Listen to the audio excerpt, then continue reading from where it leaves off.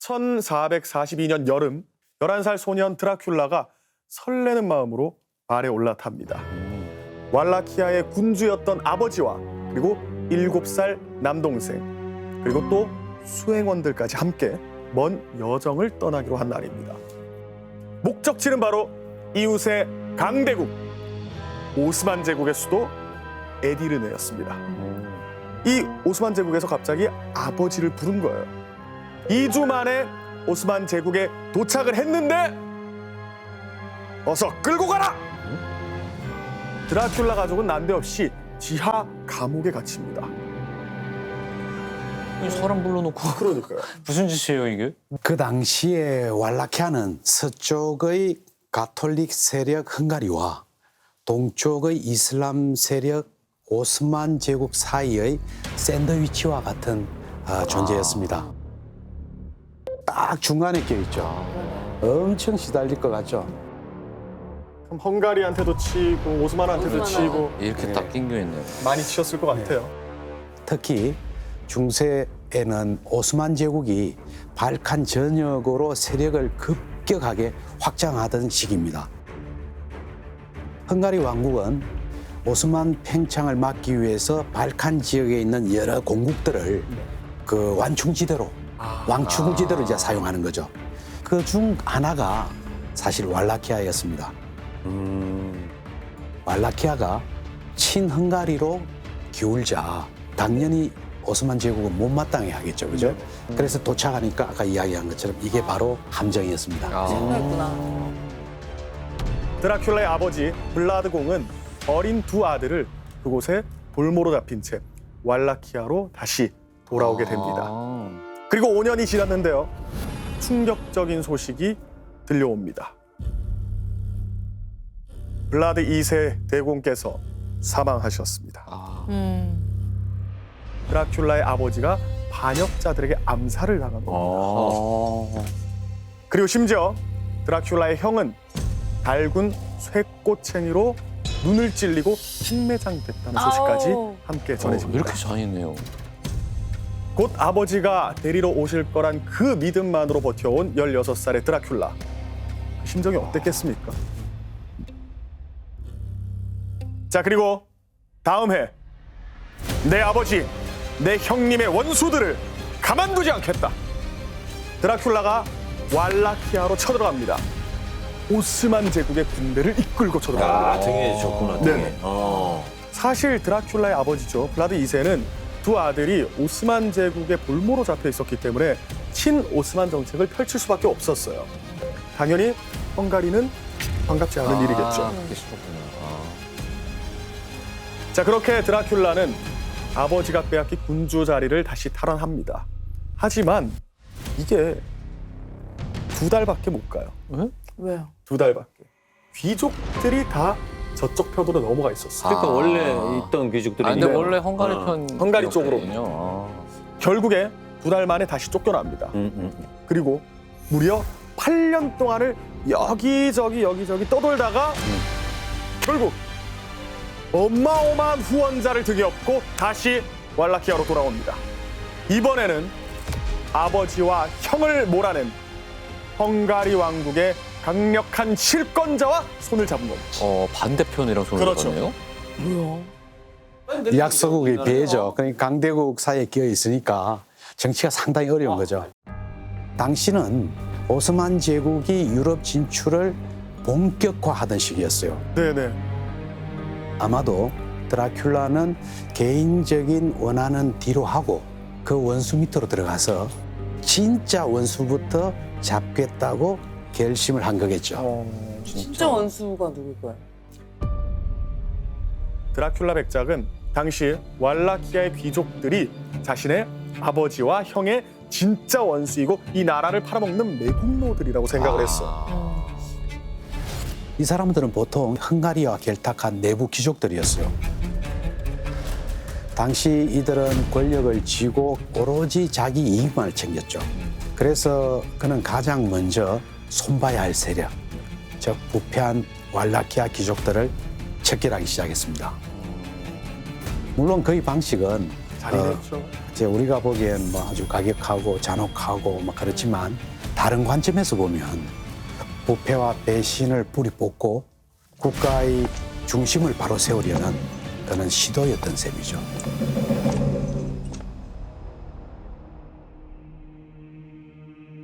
We are still waiting for him to come back. Mostly to impale the politicians now. You see, he was no fan of corruption. I mean, during his reign, every crime was punished mostly through impalement. They say he put the golden cup in a public market at the well, and during his reign, it was not stolen because people were afraid of being impaled. That's why we need him desperately back. 제가 아까 초반에 여러분들께 드렸던 문제 기억하십니까? 정답을 혹시 지금 아시겠습니까? 자, 지금 좀 다른 관점으로 드라큘라 공을 한번 봐보세요. 마이어 사람을 뭐라고? 나쁜 쪽은 아닌가 보다. 좋은 그러면 쪽이죠. 좋은 쪽인가 제가 보다. 힌트 하나 드릴게요. 이제 나만 믿어요. 임영웅 씨요. 거기서 임시 빼고 영웅이요? 정답입니다. 내가 맞출 수 있었는데. 아, 맞추고 되게 만나 싶네. 그래요? 영웅이라고 불렀어요? 네네. 지금도 루마니아 사람들은 드라큘라를 영웅이라고 칭합니다. 이렇게 우리가 신분을 보면 뭐 왕족부터 시작해서 하층민까지 있을 거 아닙니까? 저 당시에는. 근데 뭐 압도적으로 평민, 백성, 하층민의 비율이 압도적으로 높겠죠. 근데 그 아주 극히 일부에 있는 그 귀족들, 그 이 귀족들이 타락해서 부와 명예를 다 가져가고 있었는데 이 사람들을 왕이 나서서 숙청을 했다. 아. 그러면 사실 백성들의 민심은 굉장히 좋았을 것 같아요. 영웅이지, 영웅. 네. 자, 그리고 얼마 후에 오스만 제국에서 보낸 사절단이 도착을 합니다. 그런데 감히 내 앞에서 모자를 벗지 않는 것이냐? 우리는 알라의 가르침에 따라 터번을 벗을 수가 없다. 너희의 규율이 그렇다면 더 잘 지킬 수 있도록 내 도와주마. 느낌 안 뭐가 좋다. 불안한데요? 뭔가 했을 것 같은데요. 아, 아, 뚜껑 날린 거 아니야? 아니지, 이거. 아니야? 너무 잔인해요. 자, 여기서 문제입니다. 드라큘라는 오스만 제국의 사절단 머리에 네모 행동을 했다. 드라큘라는 오스만 제국의 사절단 머리에 터반 머리에 머리를 심어줬다. 다시 또 머리. 터번 위에, 머리에다가 다시 터번 머리를. 위에다가 머리를. 벗을 그래서 수 없으니. 너는 벗을 수 없으니 내 앞에서는 벗은 거야처럼 가만을 씌웠다. 머리 심기 신고. 보이게. 알 것 같아요. 뭘? 안 벗겨지게 말뚝을 박았을 것 같아. 약간 아, 약간 그렇게 좋아하는 그의 모자. 행동에 했던 걸 보면 그렇게. 드라큘라는 오스만 제국의 사절단 머리에 못을 박는 행동을 했다.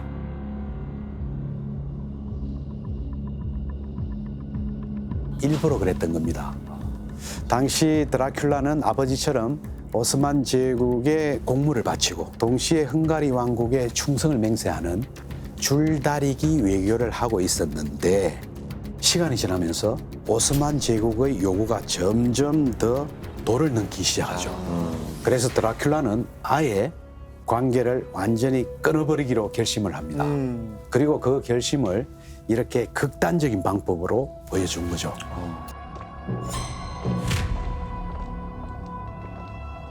자, 이 일로 점점 더 금이 가기 시작한 이 두 나라는 얼마 뒤에 정말 끝장이 납니다. 그리고 다음 해 오스만 제국 약 10만 대군을 끌고 왈라키아로 쳐들어옵니다. 당연히 열세였던 드라큘라 군대는 숲으로 숨어듭니다. 이 숲 이름이 플러스입니다. 숲이 아주 깊고 나무가 빽빽해가지고 햇빛조차 잘 들지 않는 그야말로 거대한 미로였던 셈이죠. 뒤따라온 오스만 제국의 군사들은 숲에서 쉽게 빠져나올 수가 없었겠죠. 그러는 사이에 드라큘라는 인근 주민들을 대피시키고 마을에 그냥 불을 질러버립니다. 겨우 숲을 빠져나온 오스만 제국의 군인들이 아무것도 먹지 못하도록 가축, 동물 모조리 죽여버리고 우물에는 독을 풀어버립니다.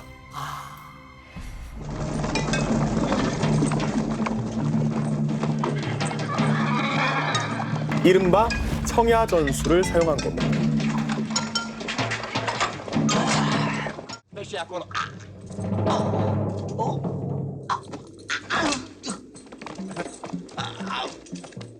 자, 그럼에도 전진을 멈추지 않았던 오스만 군대는 어느 좁은 계곡에 도달했을 때 믿기지 않는 풍경과 마주합니다. 뭐죠?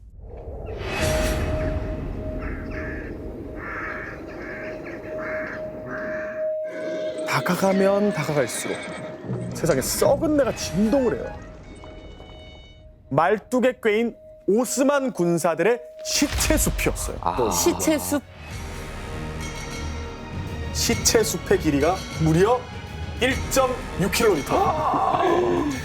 어림잡아서 말뚝에 꿰어 전시돼 있던 그 오스만 군사만 해도 2만 명이라고 합니다. 어우. 보면 드라큘라가 10년 정도 사용했어요. 그러면 이제 오스만 제국이 군대가 밀고 들어오면 죽지 않은 시체를 걸어놓죠. 그러면 오스만 군대들이 오면 기겁을 하는 거죠. 지금 아프다고 그러니까. 결국에 오스만의 술탄은 군대를 돌려서 퇴각합니다. 아, 좋네. 이렇게 되면 뭐 드라큘라 입장에서는 뭐 결론은 해피엔딩으로 끝나네요. 아, 그랬을까요? 승리는 잠시뿐이었습니다. 오스만의 술탄은 더 교묘하고 잔인한 칼을 꺼내들었습니다. 어릴 때 그 아버지랑 같이 가서 볼모로 잡혔던 드라큘라 동생 동생 기억하시죠? 있어요. 이 동생을 교묘하게 이용해서 드라큘라의 왕위를 위협한 겁니다. 결국 왈라키아는 동생에게 권력을 빼앗겨요.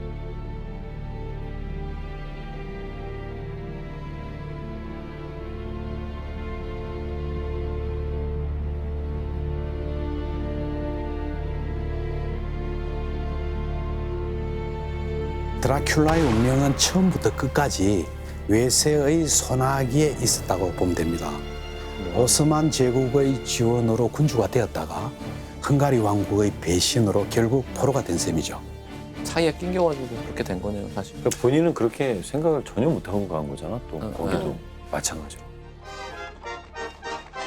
자, 12년 후에 그는 기적처럼 다시 왈라키아의 군주로 복귀를 했습니다. 하지만 이미 나라는 황폐해졌고 드라큘라의 권력도 예전 같지가 않았습니다. 결국 그해 겨울에 또다시 쳐들어온 오스만 제국과의 전투에서 드라큘라는 비극적인 최후를 맞이합니다. 거기서 죽는구나. 그런데 아까 처음에 우리 얘기를 했다시피 어디서 어떻게 죽었는지 심지어는 어디에 묻혔는지도 여전히 미스테리로 남아 있습니다. 결국은 영웅으로 칭송을 받는데 왜 드라큘라가 흑혈기라는 그러니까. 별명이 그게 어디서? 아까 그 독일계 상인들 있죠. 네. 독일 게르만 연대기를 쓸 때 역사학자들이 책을 쓸 때 드라큘라 군주에 대해서 악마해서 이제 이야기를 하니까 적은 거죠. 그 이야기가 유럽을 퍼지면서 브람 스토커가 듣고 소설을 쓰기 시작한 거죠. 그래서 이 소설은 출간된 이후 100년이 넘도록 단 한 번도 절판된 적이 없고 또 여전히 새로운 변형과 재해석을 통해서 계속 제작되고 있습니다. 한 번도 절판된 적이 없다는 게 진짜. 맞아요. 꾸준하게 인기가 있다는 거니까. 아니 그만큼 사람들이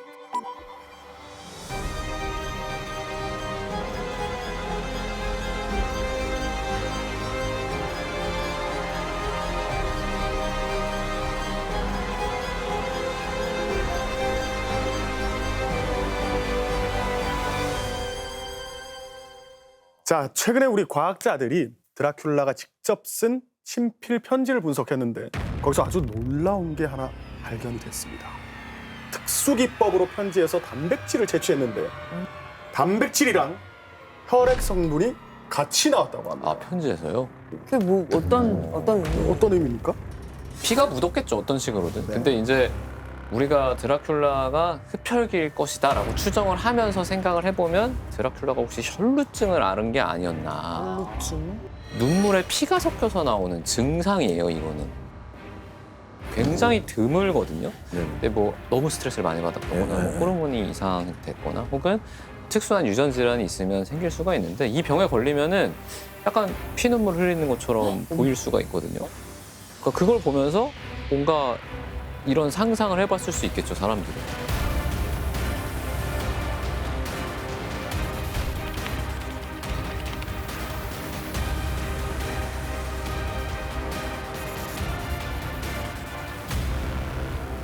자, 그래서 저는 이렇게 흡혈귀 전설의 시작이 병에 대한 어떤 오해나 공포에서 비롯된 건 아닐까 생각을 해봤는데 여러분들 혹시 뱀파이어 병이라고 아십니까? 뱀파이어 병? 병? 피를 먹는 병이야? 자, 이 병에 걸리면 얼굴이 굉장히 창백해지고 햇빛을 싫어하게 된대요. 게다가 마늘을 한 입만 먹어도 오, 실제로? 진짜 뱀파이어 구토를 하게 되고. 특징인데. 진짜 흡혈귀처럼 치아가 빨개지고 진짜? 송곳니가 날카로워지기도 한다고 우와. 합니다. 자, 바로 이렇게 말이죠. 실제 있는 병이란 거죠? 진짜네. 바로 포르피린증이라는 병 때문입니다. 저 포르피린증이 이제 피 속에 산소를 운반하는 햄, 이게 뭐 약간 철분 이런 거거든요. 요거를 만드는 물질의 과정에 문제가 생겨가지고 포르핀이라는 색소 물질이 쌓이는 거예요, 몸에. 햄이 부족하면은 적혈구 생산이 좀 원활하게 잘 안 되다 보니까 빈혈이 오게 되고 안색이 이제 창백해지고 피부가 햇빛에 약해져요. 그래서 낮에 외출이 어렵습니다. 그리고 이제 해를 보면 이제 수포가 나기도 하니까 그런 걸 보면서 저 사람은 수포가 나고 더 심하면 화상도 나니까 저 흡혈귀 아니야? 약간 이렇게 생각을 해볼 수도 있고 병인데. 다 그런 건 아닙니다. 사실 포르피린증이 다 그런 건 아니에요. 증상이 워낙 다양하니까. 그리고 진짜 드물어요. 그래서 아까 말씀하셨던 것처럼 뭐 동유럽에는 약간 그런 전설이 막 있었잖아요. 많죠. 네. 그런 전설이 생길 만큼 이 병에 걸린 환자가 많았을까? 이건 아니었을 것 같습니다, 사실.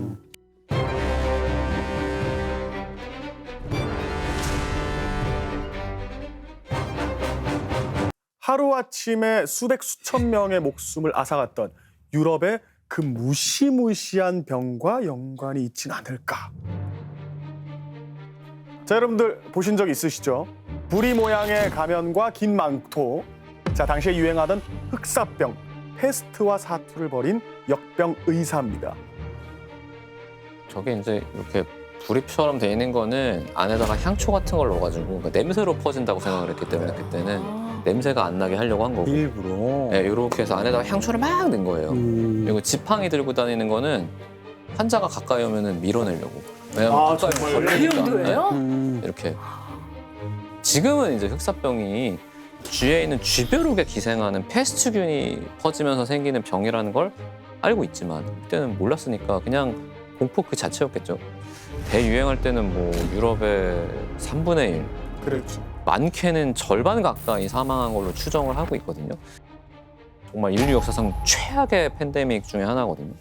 뭐 당시에는 이 사람이 죽었는지 살아났는지 판단하는 것도 사실은 쉬운 일은 아니에요. 체온이 내려가면 죽은 거다?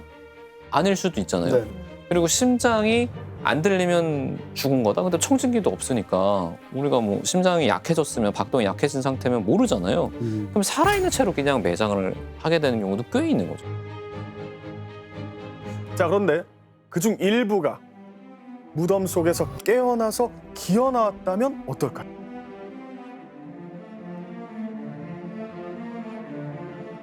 흑사병이 여러 형태가 있는데 폐를 침범하는 폐페스트가 있어요. 이건 증상이 되게 끔찍합니다.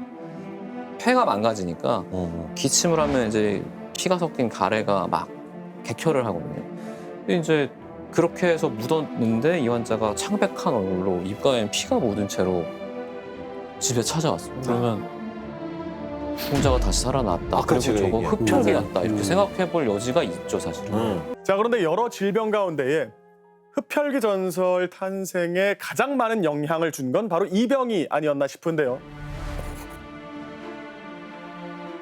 2007년이에요. 이곳 오리노코강 유역에 원인을 알 수 없는 병이 퍼졌습니다. 그 해에 최소 38명 이상이 목숨을 잃었고 그 이후에도 계속해서 사망자가 나왔는데 그중에 어린아이들도 있었습니다.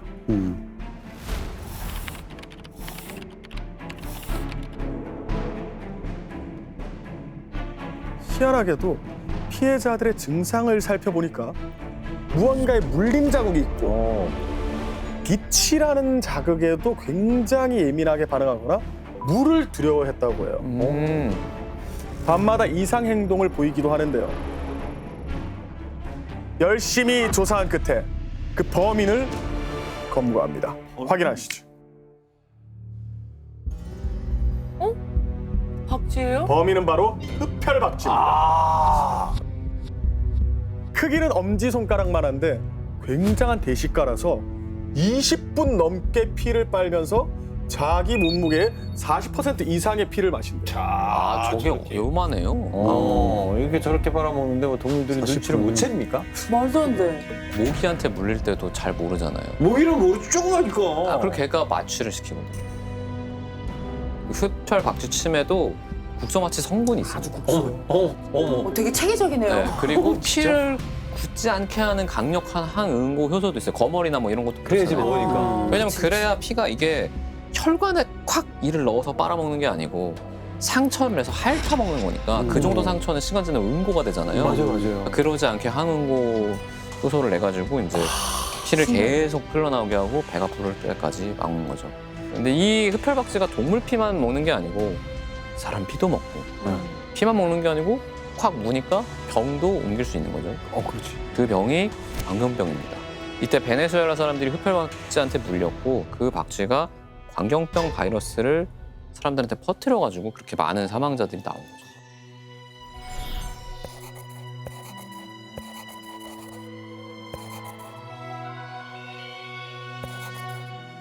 자, 실제 18세기 동유럽 여러 지역에서 광견병이 유행했다는 기록이 있어요. 오. 그래서 광견병 바이러스에 걸린 사람들을 보고 흡혈귀라고 생각하지 않았을까요? 광견병은 바이러스가 퍼뜨리는 질환인데 이게 상처를 통해서 몸에 들어왔는데 이게 신경에 이미 감염이 돼서 뇌로 올라갔다. 그럼 사실 지금도 못 고쳐요. 그렇죠. 그러니까 그 전에 빨리 병원 가서 주사를 맞아야 돼요.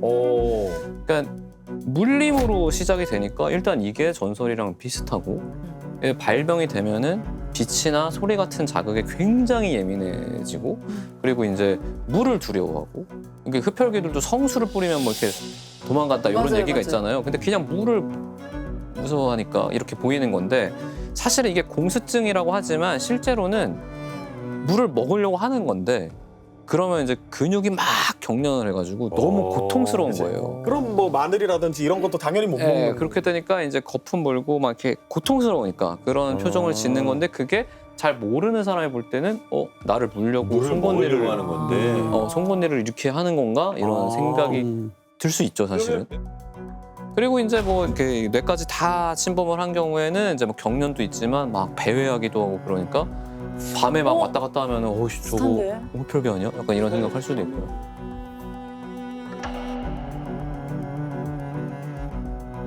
근데 뭐 저희가 엄청나게 많은 추정을 해봤지만 사실은 이 전설의 핵심은 죽은 사람이 다시 살아나는 언데드가 핵심인데 이거는 병으로는 설명이 안 되는 것 같고 아마도 뭐 생매장을 했다든지 뭐 이런 것들이 좀 뒤섞여가지고 된 건가라는 생각도 들고 이게 우리가 항상 후향적으로 보는 거잖아요. 이미 벌어진 전설을 지금의 관점에서 보는 거니까 정확히는 무슨 병 때문에 흡혈귀 전설이 탄생했는지는 모르죠.